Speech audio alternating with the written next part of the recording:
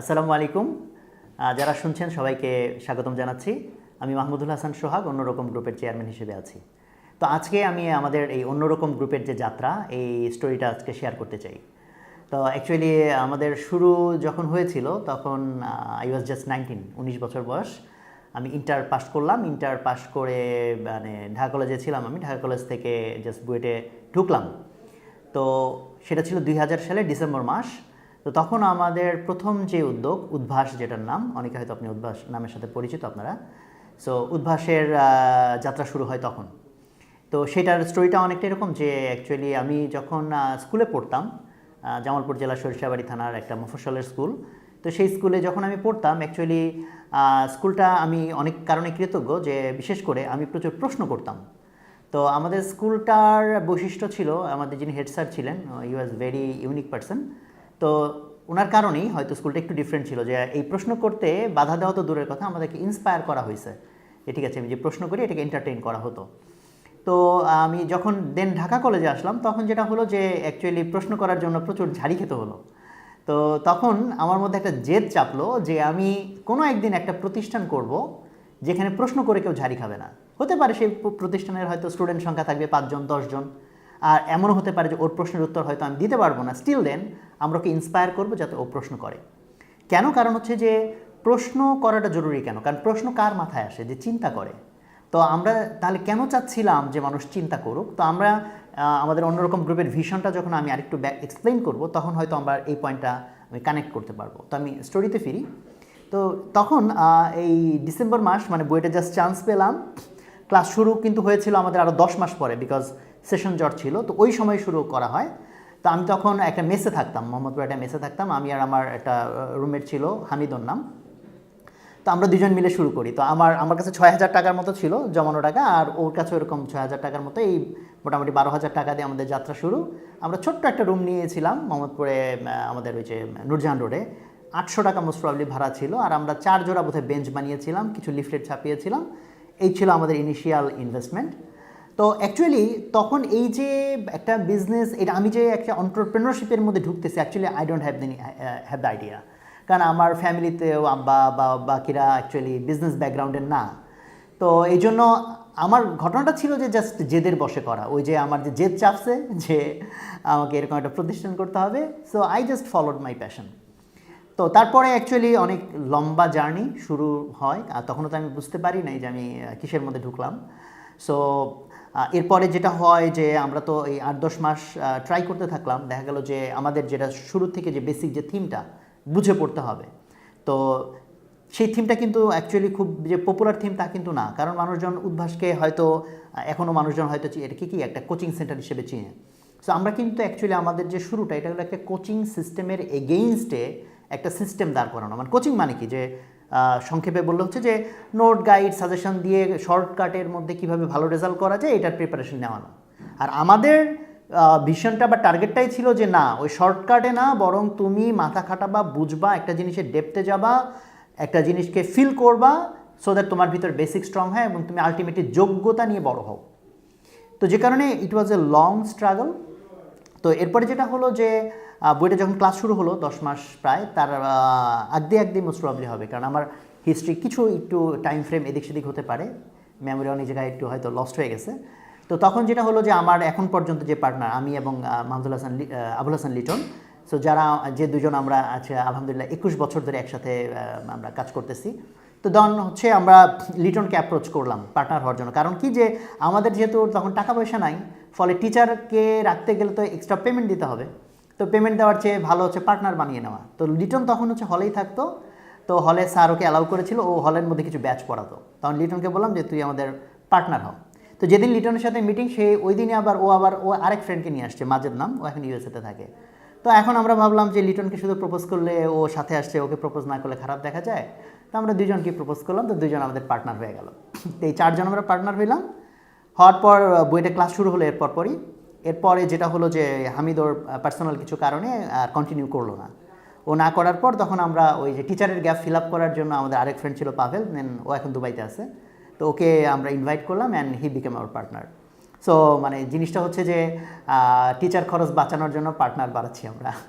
তো এরপরে আমাদের যে স্ট্রাগলটা সেটা অ্যাকচুয়ালি অনেক লম্বা স্ট্রাগল, বিকজ উদ্ভাস ব্রেক ইভেনে গিয়েছে প্রায় 8ম বছরে বোধহয়, মোস্ট প্রবাবলি 7 বছর পার করে 8 বছরের সময় বোধহয় আমরা মানে এমন একটা পর্যায়ে গিয়েছি যে আর ধার দেনা করে চলতে হচ্ছে না। তো এই স্ট্রাগলটার একটু যদি ব্যাকগ্রাউন্ডে ফিরি, যে আমরা ওই যে বুয়েটে আমরা 4 ফ্রেন্ড মিলে তখন আগাচ্ছি, তখন যখন আমরা বুয়েট থেকে বের হব, পাশ করার সময় চলে আসছে প্রায় 5.5 বছর আমরা একসাথে থাকার পর, তখন পর্যন্ত আমাদের এমন অবস্থা যে নুন আনতে পান্তা ফুরায়, কোনো দিন খাই কোনো দিন না খেয়ে থাকি। তারপর মানে এই 4 জনই আমরা দেখা যায় টিউশনি করে এটা সেটা করে যে টাকাটা আর্ন করি তার একটা বড় অংশ এখানে ভর্তুকি দিই। কিন্তু আমাদের যেটা মূল জিনিসটা ছিল যে বুঝে পড়তে হবে, এই জায়গাটাতে আমরা কম্প্রোমাইজ করি নাই, কারণ আমরা এটা ফিল করছিলাম আমরা যদি নোট গাইড সাজেশন দিই খুব দ্রুতই স্টুডেন্টরা চলে আসবে, দ্রুতই হয়তো আমরা একটা মানে অর্থনৈতিক সচ্ছলতার দিকে যাব। কিন্তু আমাদের ওই নীতিটাতে আমরা অটল ছিলাম যে না, বুঝে পড়তে হবে এবং এইটাকেই এস্টাবলিশ করতে হবে। তো এর জন্য অ্যাকচুয়ালি অনেক স্যাক্রিফাইস করতে হয়েছে। তো যখন ওইটার ফিনান্সিয়াল ভবিষ্যৎও দেখা গেল যে আসলে খুব নড়বড়ে, কি হবে না হবে, 5.5 বছর অলরেডি হয়ে গেছে, তখন ওই মাজেদ এবং পাভেল ওরা পরপর 2 জন কুইট করলো, যে এটাতে ওরা ফিউচার দেখতেছে না, plus they will be engaged in some other stuff. তো যাই হোক, আমি আর লিটন তখন আমরা ভাবলাম যে না ঠিক আছে, আমরা একটু দেখি, লেগেই থাকি কি হয়।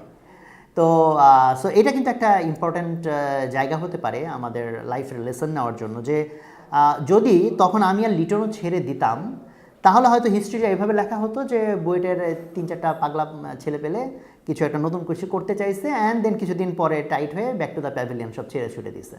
বাট এই দুজন আমরা আরেকটু বেশি দেখতে চাওয়ার ফলে আলটিমেটলি উদ্ভাস বিকেম এ সাকসেস, তাই না?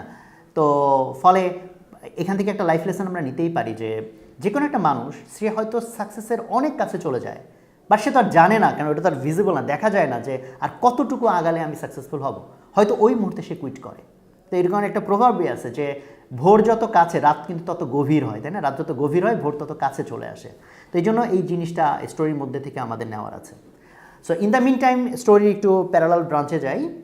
সো উদ্ভাসের তো স্ট্রাগল সেই বুয়েটের শুরু থেকেই শুরু হয়ে গেল।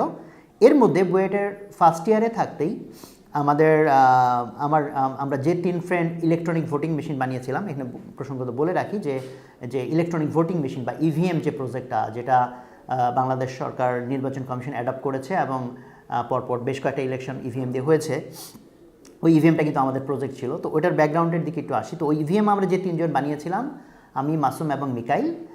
মিকাইল এখন আমেরিকায় থাকে। তো আমরা 3 ফ্রেন্ড মিলে, সব অবশ্য মিকাইল পরে জয়েন করেছে, আমি আর মাসুম মেইনলি, আমরা আবার এইদিকে আমি আর মাসুম মিলে আমরা একটা সফটওয়্যার কোম্পানি খুলেছিলাম বুয়েটের ফার্স্ট ইয়ারের লাস্টের দিকে।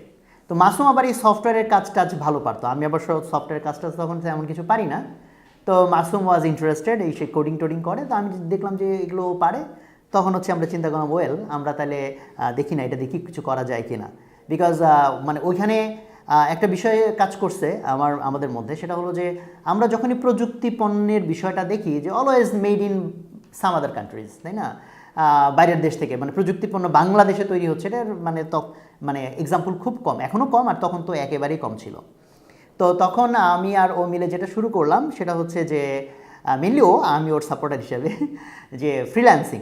তো তখন তো ফ্রিল্যান্সিং শব্দের হিসেবে কথা বলতেছে 2000 মেবি 1 সাল বা 2 সালের শুরুর দিকের কথা মেবি। তো তখন তো ফ্রিল্যান্সিং ওয়ার্ডটাই মানুষের কাছে মানে খুবই আননোন। তো তখন গেটে কোডার নামে একটা ওয়েবসাইট ছিল, তো আমরা ওখানে বিট করা শুরু করলাম। তো মাসুমের কম্পিউটার ছিল না, বাট আমার একটা কম্পিউটার ছিল। এবং মাসুমের স্টোরিটাও এখানে বলতে চাই, that could be an inspiration to all of you. তো মাসুমের জন্ম হচ্ছে সিরাজগঞ্জে, এবং ও একটা মানে নর্মাল ফ্যামিলি থেকেই উঠে আসা, কারণ ওর বাবা প্রাইমারি স্কুলের একজন টিচার। সো মানে মোটামুটিভাবে একজন সৎ মানুষ, প্রাইমারি স্কুলের টিচার ওই আমলের। তো বুঝতেই পারতেছি যে ফিনান্সিয়াল কীরকম অবস্থার মধ্যে দিয়েও বড় হয়েছে। তো ও যখন 8-9-এর দিকে, তখন ওখানে একটা ম্যাগাজিন পাবলিশড হতো, যে ইলেকট্রনিক্স কম্পিউটার মিলিয়ে এই ধরনের কিছু ম্যাগাজিন পাবলিশ হতো। তো ওইটার ভিতরে প্রোগ্রামিং জিনিসটা পড়ে ও খুব এক্সাইটেড হয়। তো ওর যেহেতু কম্পিউটার নাই, তো ওই থিওরিটিক্যালি ও প্রোগ্রামিং শিখে ওই ম্যাগাজিন পড়ে অ্যান্ড দেন খাতায় প্রোগ্রাম লেখে। খাতায় প্রোগ্রাম লিখলে তো আর এটা রান করা যায় না, সো বোঝার উপায় নাই যে প্রোগ্রামটা কাজ করলো কি না। তো তখন ওই সিরাজগঞ্জ শহরে সাইবার ক্যাফে ছিল হাতে গোনা 2-1টা। তো মাসুম ওরকম একটা সাইবার ক্যাফেতে গিয়ে ওদেরকে একটু বুঝাই শোনায় রাজি করাইছে যে আপনাদের এই কম্পিউটার যখন ফাঁকা থাকে আমাকে একটু সুযোগ দিলে আমি একটু ওই যে একটু প্রোগ্রামিং করতাম। তো তারা মাসুমের রিকোয়েস্ট দেখে, আরও ছোটোখাটো মানুষ ছিল, তো যাই হোক তারা ওকে অ্যালাউ করে, তো ওখানে ওই কিছু তখন ও কোডিং শেখে সেই ও যখন 9-10-এ পড়ে। তো তারপর যখন ও ঢাকায় আসে ইন্টারে, ও পড়েছে নটরডেমে, তখন আর ওর কম্পিউটার ব্যবহার করার সুযোগ হয় নাই, তখন আবার সেই পুরনো ওই থিওরিটিক্যালি প্রোগ্রাম করে, বাট প্র্যাকটিক্যালি রান করার সুযোগ হয় নাই। এরপরে যখন বুয়েটে আমার কম্পিউটার আসে, তখন আমি হচ্ছে যে ঠিক আছে চলো আমার কম্পিউটারে বসে তুমি কাজ করো। তো ও কাজ করে, আমি সাথে সাথে একটু দেখি শিখি। সো এর মধ্যে ও হচ্ছে ওই যে গেটা কোডারে কোড করা শুরু করলো, and as he was very genius, right now ও এখন ইন্টেলে কাজ করে এবং খুব বড় বড় কাজ করতেছে এখন আলহামদুলিল্লাহ। তো ও ওই গেটে কোডারে বেশ কিছু কাজ তখন পেয়ে গেল, এবং বেশ কিছু কাজ ছিল যথেষ্ট ক্রিটিক্যাল, যেটার ভিতরে ইভেন ইলেকট্রনিক্সের নলেজও দরকার ছিল, আবার কম্পিউটার সায়েন্সের নলেজও দরকার। আমি মাসুম মিকাল তিনজনই কিন্তু ট্রিপলির, মানে ইলেকট্রিক অ্যান্ড ইলেকট্রনিক ইঞ্জিনিয়ারিংয়ের, আর কম্পিউটার সায়েন্সটা যেহেতু প্রোগ্রামিংটা ও ভালো পারে, ওই দুইটার কম্বিনেশনে এমন কিছু প্রজেক্ট আমরা করতে পারলাম যেটা নর্মালি জাস্ট সিএসসি ব্যাকগ্রাউন্ডের যারা, ওদের পক্ষে করা সম্ভব না।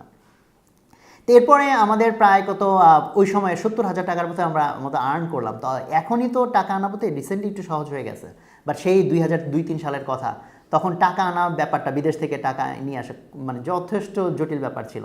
তো অনেক দৌড়ঝাঁপ করে টোরে আমরা সেই টাকা বাংলাদেশে আনলাম। আনার পর ওই টাকা দিয়ে আমরা প্রথম যেটা করা হলো যে মাসুমকে কম্পিউটার কিনে দেওয়া হলো। তো এটাও আমি স্টোরিটা এই জন্যে আনলাম বিকজ স্টোরির ভিতর থেকে ইন্সপিরেশনটা নেওয়ার জন্য, যে আমাদের আজকের দিনে যদি কেউ বলি আমি কাউকে যে ভাই তুমি এই যে প্রোগ্রামিং করে আউটসোর্সিং করে তুমি ইনকাম করতে পারো, সে বলে ভাই আমার কম্পিউটার নয়, আপনি এটা কী বলতেছেন।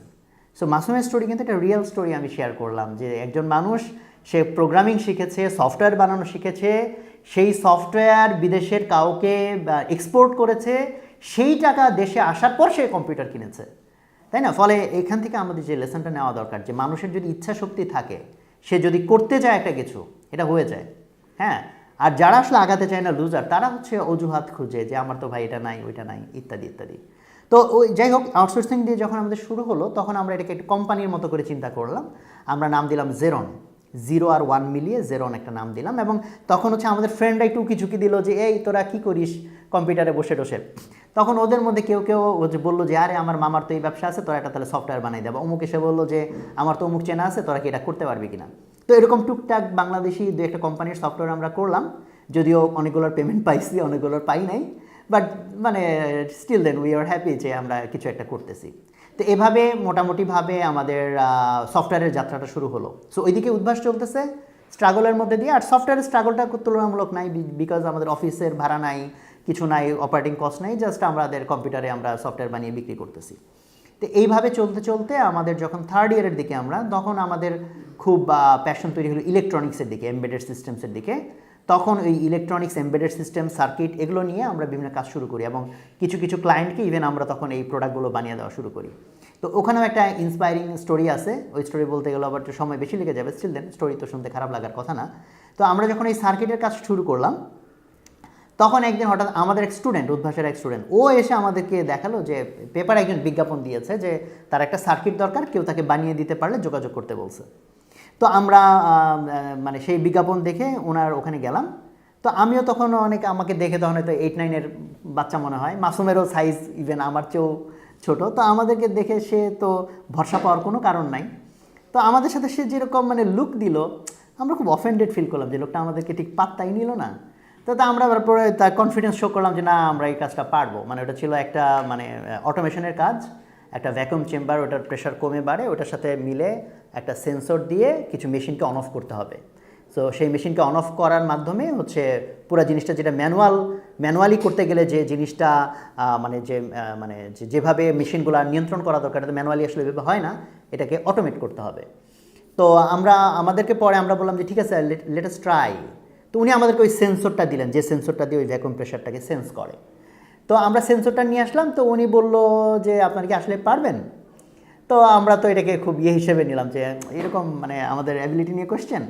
তো বললো ঠিক আছে নিয়ে যান, দেখেন 5-7 দিন দেখেন, তারপরে জানান যে আপনারা পারবেন কিনা। তো ওই সেন্সরটা উনি আমাদেরকে দিলেন, এইটুকু বিশ্বাস করলেন যে এটা নিয়ে আমরা পালায় যাব না। তো আমরা যেহেতু উনি মানে আমাদেরকে মনে করলেন যে আমরা পারবো না, তো আমাদের মধ্যে এমন জেদ চাপলো যে ওনার কাছ থেকে যে আমরা অর্ক অর্ডার নিব, কত টাকার, এগুলো সব বাদ, আমরা বানাই নিয়ে চলে যাবো জিনিস। তা আমরা একদম লিটারেলি মানে দিন রাত পরিশ্রম করে সেই সার্কিট বানানো শুরু করলাম। সার্কিটটা মোটেও সহজ ছিল না, বিকজ অ্যানালগ সিগন্যাল নিয়ে বেশি যথেষ্ট জটিলতা ছিল। তো 7 দিন যখন হয়ে গেছে, তো আমরা তখন তাকে জানাই নাই যে আমরা ইভেন সার্কিট বানাই ফেলতেছি। তখন ওনার সাথে কথা হলো, তো আমরা বললাম যে আমাদেরকে আর একটু সময় দেন। তো উনি এমন একটা মানে এক্সপ্রেশন দিলেন যে আমি তো আগেই জানতাম যে আপনারা পারবেন না। তো বাট এইদিকে কিন্তু আমরা সার্কিট প্রায় বানাই ফেলছি। তো আমরা আরও বোধহয় 2-3 দিন নিয়ে বোধহয় 10ম বা 11তম দিনে গিয়ে সার্কিট নিয়ে ওনার সামনে হাজির হয়ে গেছি। তো উনি তো দেখে অবাক যে কী ব্যাপার, সার্কিট নিয়ে চলে আসতে। দেন উনি ওই যে ভ্যাকুয়াম চেম্বার বাদে মুখ দিয়ে একটু প্রেশার টেনে টেনে দেখলো যে হ্যাঁ ওই ইয়েগুলো চেঞ্জ হয়, আমরা যে ডিসপ্লে দিয়েছি ইট ওয়ার্কস, মানে বেসিক যে কাজটুকু হওয়া দরকার সেটুকু হচ্ছে। সো মানে that was very inspiring for us. তারপরে উনি জিজ্ঞেস করলেন যে এটা কত টাকা। তো আমরা ঠিক করে গেছি আমরা অনেক টাকা চাইবো, হ্যাঁ, কারণ স্টুডেন্ট মানুষ তো আমাদের কাছে তো আমরা বলছি 25,000 টাকা। তো অনেক টাকা, মানে 5-7 দিন কাজ করছে আর ওই বয়সে 25,000 টাকা লট অফ মানি। তো উনি হেসে দিচ্ছে শুনে। আমরা তখন মুখ চাওয়াচাই করতেছি, না একটু বেশি বেশি চাই ফেলছে, তো চাওয়া ঠিক হয় নাই হয়তো। পরে লাস্টে উনি আমাদেরকে 1 লাখ টাকা দিয়েছিলেন, বিকজ এখন আমরা বুঝি যে ওই প্রজেক্টটা কিন্তু অনেক জটিল কাজ। মানে এখন যদি এই প্রজেক্ট কোড করি অন্তত হয়তো 5-10 লাখ বা 20 লাখ টাকা হয়তো কোটেশন হইতে পারে এটার। তো বাট মানে that was inspiring for us. তখন আমাদের কনফিডেন্সটা একটু বাড়লো যে না আমরা সার্কিটের কাজও পারবো। আর ইভিএম প্রজেক্টটা শুরু হয় কিন্তু এরপরে। ইভিএম প্রজেক্টটা অ্যাকচুয়ালি বুয়েটের আমাদের এক স্যার ছিলেন, লুৎফুল কবির স্যার, আইআইসিটির। তো স্যারকে গিয়ে আমরা বললাম যে স্যার আমরা একটা প্রজেক্ট করতে চাই যেটার একটা বড় ইম্প্যাক্ট থাকবে। তো স্যার ওই ধরনের, স্যারের কাছে কেন গেলাম, কারণ আমরা জানতাম স্যার এই ধরনের বড় বড় কাজ করেন। তো তখন আমরা একসাথে ব্রেনস্টর্মিং করে তখন একটা আইডিয়া আসলো যে বাংলাদেশ যেহেতু গণতান্ত্রিক দেশ, ইলেকশন হয়, সো প্রযুক্তিতে দেশ সামনে আগাচ্ছে, সো কোনো না কোনো দিন ইলেকশন হয়তো টেকনোলজি ইউজ করে হবে। তো ওইটাকে টার্গেট রেখে আমরা চিন্তা করলাম যে আমরা ইয়ে করবো, ইভিএম বানাবো। দেন স্যার আমাদেরকে ল্যাব ফ্যাসিলিটিস দিলেন এবং আমরা ভলেন্টারি কাজ শুরু করলাম। এবং ইভিএম প্রজেক্ট কিন্তু আমাদের ইয়ের পার্ট ছিল না, কি নাম বলে, যে আমাদের কোনো কারিকুলাম বা আমাদের একাডেমিক কোনো প্রজেক্ট ছিল না, এটা একটা অ্যাবসলিউটলি এক্সট্রা প্রজেক্ট ছিল। তো ইভিএমের কাজটা যখন শুরু করলাম, ইন দ্য মিন টাইম তখন আমরা ফিল করলাম যে আমরা ইলেকট্রনিক্সের নিয়েও যেহেতু কাজ করতেছি, তো আমাদের ওই যে এনটিটিটা জেরন, যেটা সফটওয়্যার যেখান থেকে বানাতাম, তো আমরা এই এনটিটিটাকে তখন 2 ভাগে ভাগ করলাম। সফটওয়্যারের জন্য আমরা নাম দিলাম অন্যরকম সফটওয়্যার, তখন এসে অন্যরকম নামটা আসলো। কোম্পানির নাম কিন্তু মাদারের নাম পরে আসছে, চাইল্ডের নাম আগে আসছে, উদ্ভাসের নাম আগে আসছে বা পাইলাপসের নাম আগে আসছে। তো তখন পাইলাপস নামটা মাসুমের দেওয়া, অন্যরকম নামটা আমার দেওয়া, উদ্ভাস নামটাও আমি দিয়েছিলাম। তো যাই হোক, তখন হচ্ছে আমরা ওই সফটওয়্যারটাকে আলাদা করলাম, অন্যরকম সফটওয়্যার, আর এদিকে পাইলাপস আলাদা করলাম, যেটার থ্রুতে আমরা সার্কিটের কাজগুলো করি। তো এইভাবে তখন যখন ইভিএমের প্রজেক্ট আমরা করি তখন আমরা বুয়েটের বোধহয় প্রায় লাস্টের দিকে, 3rd ইয়ার 4th ইয়ারের দিকে। তো তারপর বুয়েট থেকে পাশ করলাম। বুয়েট থেকে আমরা পাশ করলাম 2006 সালে। 2006 সালে বিকজ আমাদের সব কিছু মিলে প্রায় 1-1.5-2 বছরের মতো সেশন জট ছিল।